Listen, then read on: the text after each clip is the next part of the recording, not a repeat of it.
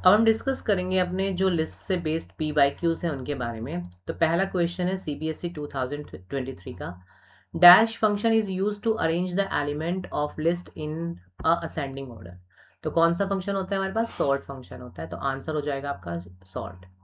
Which function return the sum of all the elements of list? तो very easy question, sum function. Next है CBSE compartment 2023 का।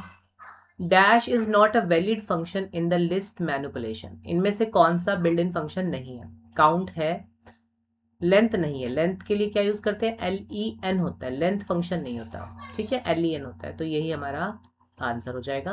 Append भी हमारा build in function है और extend भी है। नेक्स्ट है विच of the following function is a valid build in function for the both list and dictionary data types.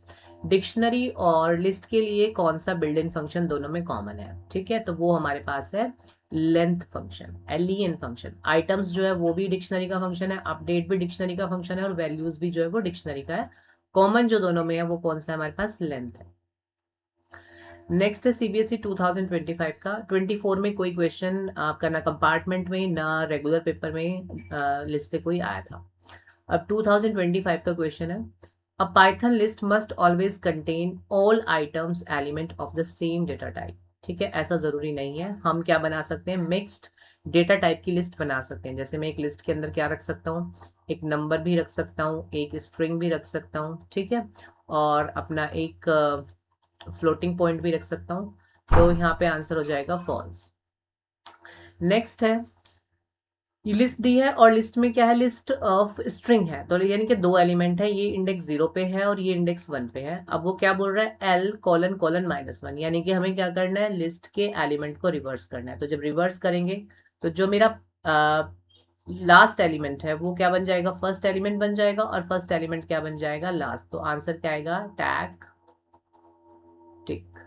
ठीक है, ये आंसर हो गया। तो ऑप्शन डी। ठीक है, option D is the correct answer. Next है कंपार्टमेंट 2025 का question. Which of the following method accept exactly 2 parameters. तो किस फंक्शन में 2 पैरामीटर होते हैं? अपेंड में भी एक होता है, एक्सटेंड में भी एक होता है, पोप में भी एक होता है, इंसर्ट में 2 होते हैं। क्योंकि एक तो क्या आएगा उसमें? पहले इंडेक्स लिखोगे और फिर इंडेक्स के बाद उसकी क्या लिखोगे? वैल्यू। ठीक है, पहले नंबर पे क्या आएगा? इंडेक्स, और फिर क्या आएगा? वैल्यू। जैसे इंडेक्स 2 पे मुझे किसको डालना है? 35 को। तो हम क्या लिखेंगे? 2 आर्ग्यूमेंट लिखेंगे, 2 एंड 35। नेक्स्ट, इस बार का जो सैंपल पेपर है उसका क्वेश्चन है, 2 क्वेश्चन उसमें पूछे गए हैं। उसने एक लिस्ट दी है, स्ट्रिंग की ही लिस्ट है। तो यानी कि मेरे पास कितने एलिमेंट है? उसमें 3 एलिमेंट है। ये 0 इंडेक्स है, ये 1 इंडेक्स है, ये इंडेक्स 2 है। अब उसमें क्या बोल रहा है? इंडेक्स 1 का हमें क्या उठाना है? 0 एलिमेंट उठाना है। तो इंडेक्स 1 पे क्या पड़ा हुआ है? ये है। और फिर जब आगे इसकी इंडेक्सिंग होगी तो 0 पे क्या मिलेगा मुझे? आई मिलेगा। तो यहाँ से क्या मिल गया मुझे? आई मिल गया। नेक्स्ट है फिर इंडेक्स 2। इंडेक्स 2 पे मेरे पास क्या है? भारत है, और उसका क्या उठाना है मुझे? -1, और -1 पे क्या होगा? इस पे टी होगा, तो आई टी। तो क्या रिजल्ट मिलेगा? इट, यानी कि ऑप्शन सी। नेक्स्ट है असर्शन और reason based question. The expression this dot append. तो ये क्या दिया मुझे? एक टप्पल दिया। तो टप्पल में तो हम अपेंड कर ही नहीं सकते क्योंकि टप्पल कैसा है? एक इम्यूटेबल डेटा टाइप है। तो ये स्टेटमेंट तो क्या हो गई? फॉल्स हो गई। नेक्स्ट बोल रहा है the append method add the element to the end of the list. Yes, बिल्कुल एंड में ऐड करता है। And modify the list in place. Yes, जो ओरिजिनल लिस्ट होती है वो हमारी मॉडिफाई हो जाती है। जो नया एलिमेंट हमने ऐड किया है वो लिस्ट के एंड में जाके क्या हो जाएगा? ऐड हो जाएगा। तो ये क्या है? हमारे पास ट्रू है।